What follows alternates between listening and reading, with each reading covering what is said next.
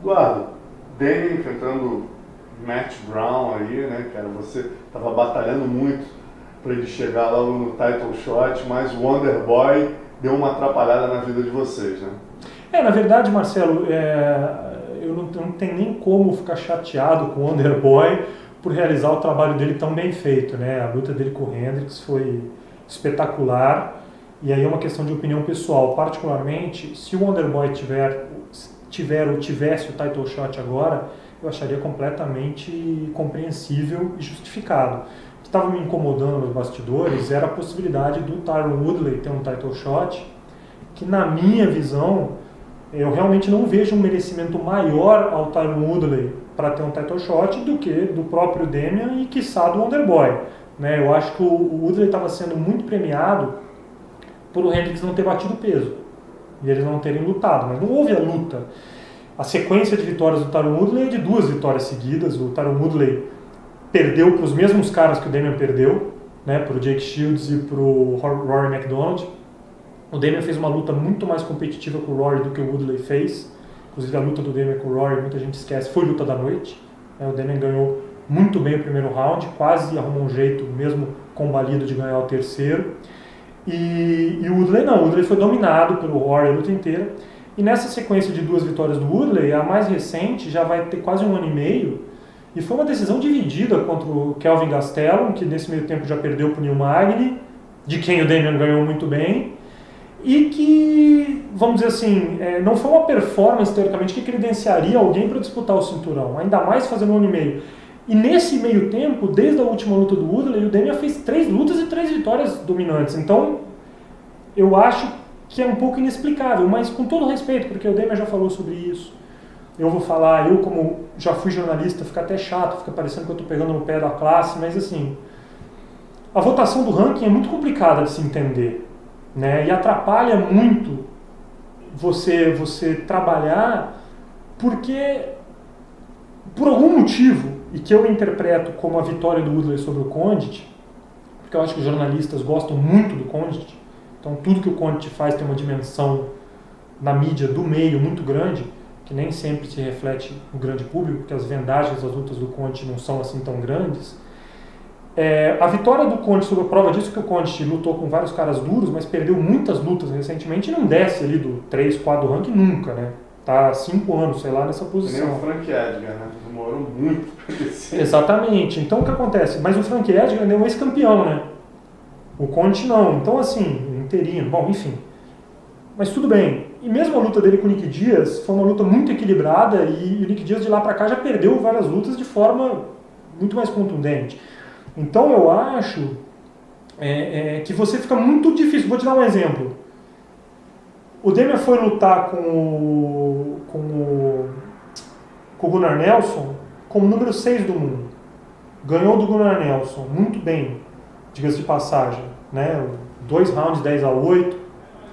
Quando o Damian ganhou do Gunnar Nelson, fez aquele discurso sobre os rankings e tal, ele acabou passando para o número 5, do 6 para 5. Ele já está em sexto de novo. Então a vitória dele sobre o Gunnar Nelson não levou ele nada para cima. E aí eu não entendo, porque a parte da imprensa fala assim, não, porque o Gunnar Nelson era ranqueado abaixo do Damian, etc e tal. Beleza. Mas é a mesma imprensa que defendia e pedia a luta com o Gunnar Nelson porque era um duelo de grapplers que todo mundo queria ver, que não sei o quê. Então, fica difícil você crescer. E eu acho que o grande problema que está travando a categoria, não só a do 77, mas agora pode travar a do 66, a do 70 também, que são essas oscilações de peso de atletas que vendem muito bem, como o Conor McGregor, e essas prováveis super lutas. Pô, eu vi declaração do Dana White cogitando que com a vitória do Nate Diaz sobre o McGregor, poderia pensar em botar o Nate Diaz para disputar o cinturão com o Robbie Lawler. Isso bagunça totalmente, né? Bagunça totalmente. E o Damian, na idade dele, ele não tem muito tempo a perder. Entendeu? O que você vai fazer? Você vai esperar ter que ganhar 10 lutas seguidas para, com 41 anos, ter uma chance de disputar o cinturão? É muito difícil. No UFC as lutas são muito equilibradas, a chance de você perder... Qual é a sua visão? Vamos lá. Rory MacDonald e o Wonder Boy. Rory MacDonald, né, venceu o Damian. Você acha que, nesse caso, o casamento vai ser desfavorável para o Thompson? É difícil dizer, luta é luta, né? Até a gente vê os atletas se enfrentando. Eu acho que não. Eu acho que é uma luta menos desfavorável para o Thompson, na minha opinião, do que seria uma luta com um cara totalmente do grappling e muito eficiente no grappling. Porque, teoricamente, esse cara, se tivesse uma estratégia muito bem encaixada, ele poderia tirar a chance do Thompson de fazer o jogo dele. O Rory gosta de trabalhar uma meia para uma longa ali, que ele vai aceitar um pouco uma trocação. Pode ser que o Rory surpreenda, venha com uma estratégia para botar para baixo, mas em algum momento ele vai trocar com o Thompson, isso é da natureza dele. Ele também é um trocador muito técnico, né? Então acho que e o Thompson tem um estilo muito diferente. Como guardadas também todas as proporções, o Gunnar Nelson também tinha em pé. Então acho muito importante quando você enfrenta um cara desse, você se adaptar para esse tipo de jogo, treinar em função disso, como foi muito tempo atrás guardadas as proporções, que era, né, um atleta duríssimo, as lutas do Maurício Pugliotto. Você precisa se adaptar para esse tipo de adversário. E é o que pelo menos a gente procura fazer quando tem essas lutas. Eu não sei até que ponto, né, o Rory tem uma equipe excelente, não sei até que ponto, mas acredito que ele vai se adaptar. E o problema, quando você trava a categoria com essas lutas, super lutas e tal, é que você ganha tempo para novos fatores acontecerem, como essa vitória do Wonderboy, como uma luta do Wonderboy com o Rory. Suponha que o Wonderboy ganhe do Rory McDonald. Como que você vai negar um title shot para esse cara? Não tem como. E se o Rory ganhar do Wonderboy, vai ter gente pedindo um title shot pro Rory também. Então, e tudo isso começou lá atrás, quando trouxeram o Nick Diaz para lutar com o Saint-Pierre vindo de derrota pelo cinturão.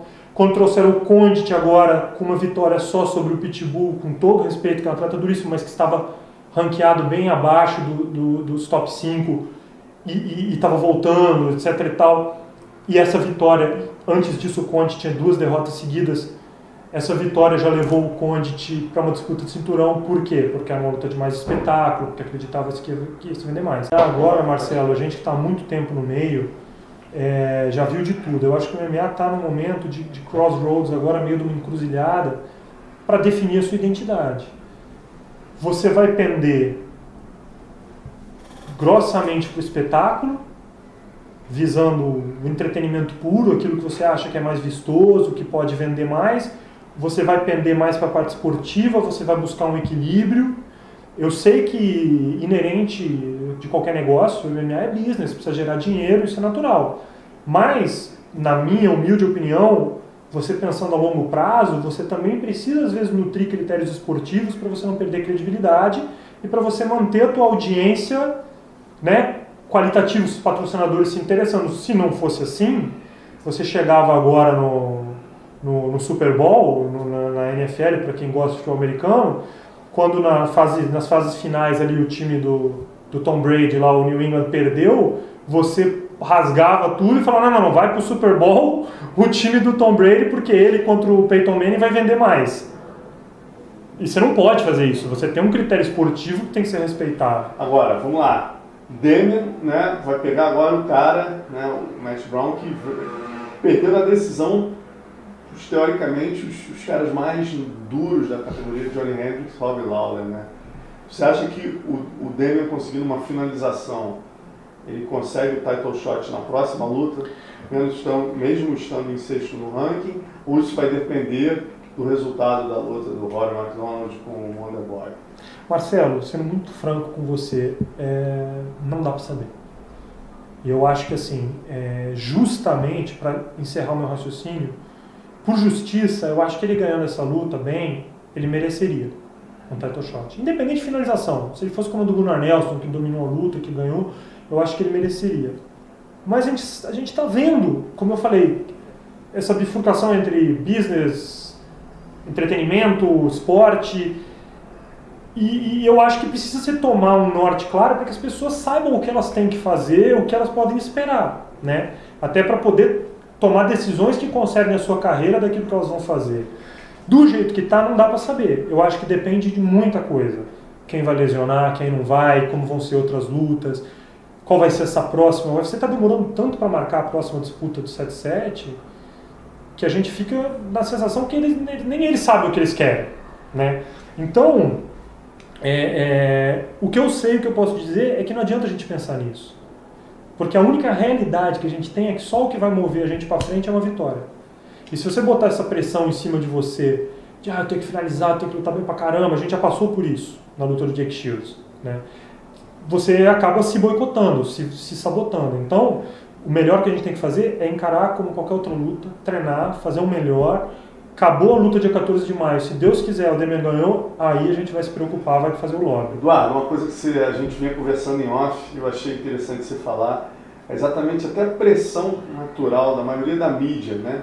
Quando, por exemplo, o Demian fez aquela luta contra o Yakovlev, né? Que muita gente falou, não, porque tá faltando agressividade ao Demian para finalização, né? E você estava comentando exatamente comigo aqui em off, todas as dificuldades, né, que o Demian vinha passando e ainda conseguiu fazer uma luta de 5 rounds. Com o Lafleur, na verdade. Com o Lafleur, é verdade, não com o Yakovlev.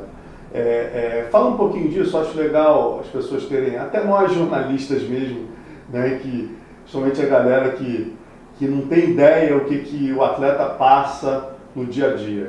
Na verdade, Marcelo, a gente comentava, né, porque aquela luta com o Ryan Lafleur, mas vale um pouco para o Yakovlev, porque a do Yakovlev teve muita crítica também, né?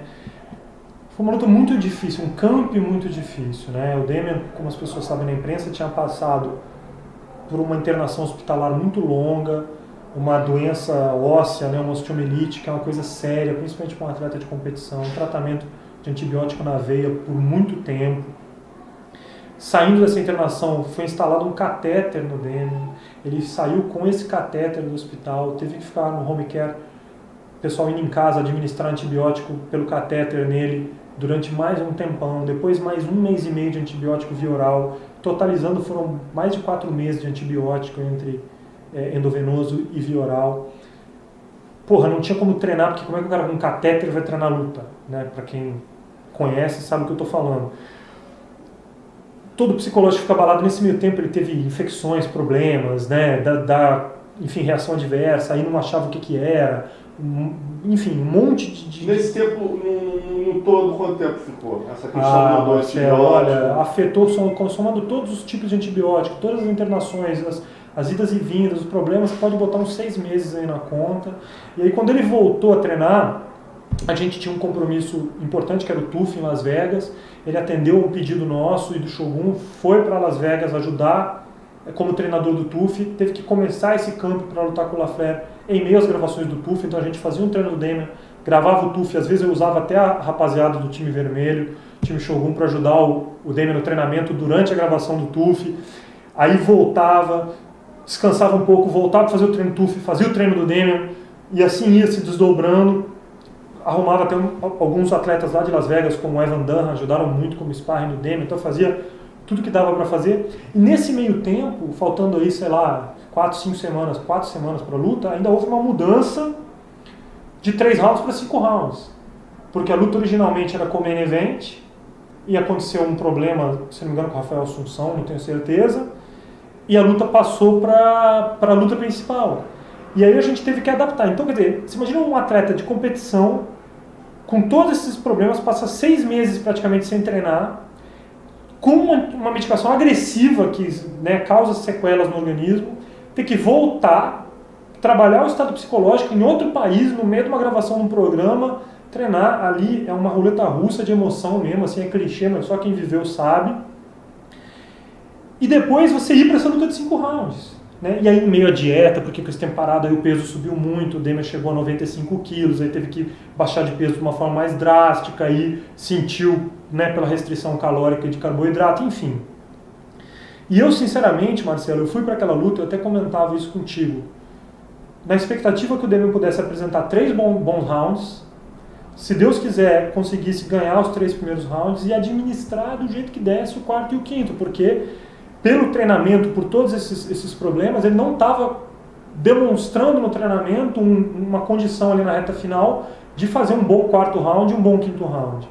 E a gente fez tudo que a gente pôde na semana da luta, todas as medidas, né, de correção da perda de peso da melhor possível, suplementação, uma reidratação adequada, para que ele tentasse ter a melhor performance ali e ganhar o que a gente pudesse naquele final.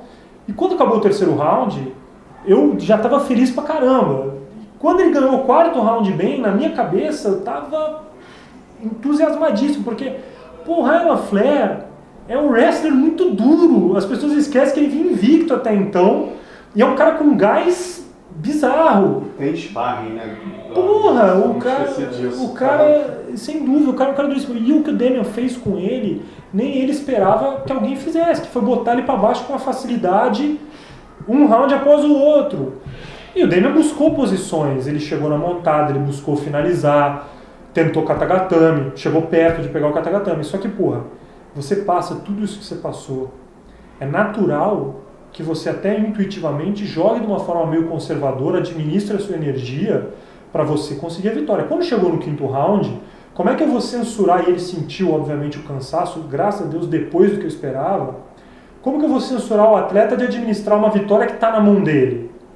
A gente que vive o dia a dia, isso vale também para a luta do Yakovlev, que houve críticas agora, a gente está vendo o Yakovlev ganhar dos caras aí, e está vendo que de repente ele não é à toa que ele veio para o UFC com um recorde de, sei lá, 20 e poucas vitórias, 3 derrotas.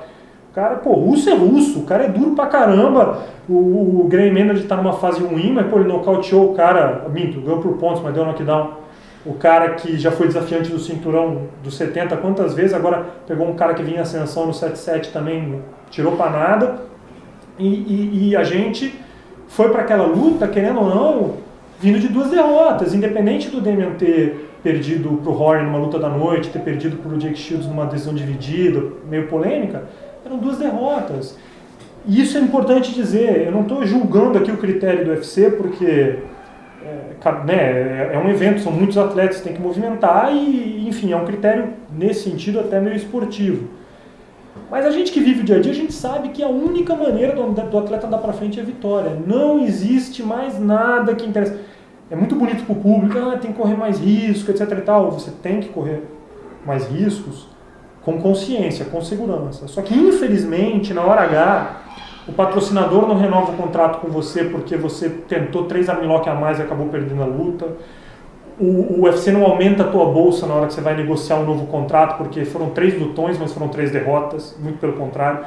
A gente vê, evidente que não é o caso do Damian, por ser um atleta mais de renome, mas a gente vê muitos atletas sendo demitidos aí depois de 2 derrotas, às vezes até uma, né? Um caso inexplicável como o do Kevin aí recentemente, que só vinha de vitórias no UFC e mesmo a luta que perdeu, deu knockdown, teve todas as chances na mão de ganhar a luta, e é um atleta talentosíssimo, e infelizmente a filha muito grande aconteceu, ele estava na hora errada no lugar errado, né? Precisaram mandaram embora. Então você tem momentos que nem aquele do Yakovlev, que você tem tudo a perder e nada a ganhar. E se o Damian perde para o Yakovlev? Naquele momento ainda que ninguém conhecia o Yakovlev, o que seria da carreira do Damian? Uma 3ª derrota seguida, perdendo para o Yakovlev. E a luta do Lafleur particularmente, para o Lafleur ser um cara muito duro, e todas essas circunstâncias de saúde, dificuldades, problemas que ele passou, que mexem com o emocional também muito do atleta, eu achei a performance dele excelente. É lógico que algumas coisas são críticas construtivas que a gente leva a sério, procura melhorar. Acredito que na própria luta com o Neil Magny, o Damian já foi um pouco mais agressivo em alguns momentos por cima, na luta com o Gunnar Nelson a mesma coisa. Mas não significa que ele não tentasse o melhor dele ou não quisesse em outras lutas, né? E acho que a rotina, esses atletas, Marcelo, para finalizar, eles vivem uma rotina muito difícil. A pressão, se eu como corner sinto uma pressão bizarra ali na hora de entrar na luta, você imagina o que esses caras sentem ao longo de todo o treinamento. Toda vez que você vai para uma luta, se você é um cara sério, comprometido, como todo atleta é, você sabe que você está indo para um julgamento público. E você ou vai sair dali melhor ou pior, não existe outra alternativa, não tem meio termo e não tem jogo de novo da próxima rodada na quarta-feira ou na semana seguinte. Você vai conviver com aquilo ali por 6 meses, 3 meses, 5 meses. Então, os caras são guerreiros. Não significa que ninguém precisa passar a mão na cabeça, mas quem conhece a rotina do atleta sabe como é duro fazer uma luta de 5 rounds no UFC, no nível que o UFC, cara, e ganhar 4 rounds com a dominância que ele ganhou, passando por tudo que ele passou contra um cara como o Lafleur, na minha visão, foi digno de aplauso.